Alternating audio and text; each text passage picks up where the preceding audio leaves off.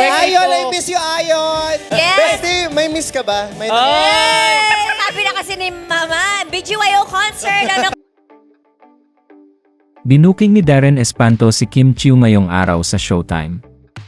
Sa closing ng episode ng It's Showtime September 13 ay hiniritan ni Darren si Kim Chiu matapos batiin ni Vice Ganda si Ayon at sabihin na na-miss niya ito.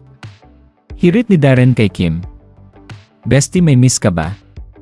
Nagulat nga si Kim Chiu kaya naman agad nitong iniba ang topic. Kilig nga Kim Pao fans sa hirit ni Darren kay Kim. Matatandaan na kasama si Darren sa ASAP England kung saan nakasama niya sina Kim Chiu at Paolo Avellino. Kaya duda ng Kim Pao fans na mayroong alam si Darren sa dalawa, kaya naman ganito ang hirit niya kay Kim Chiu.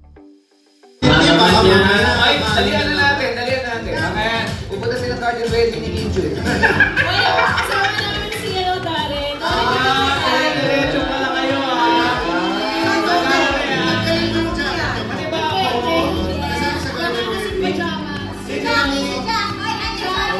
Ayaw niyang mga salita, kontrolado yung hina at lakas at nasa lugar lahat. It's all, and what's really striking about you is that you stuck with the fundamentals. Hindi mo kailangang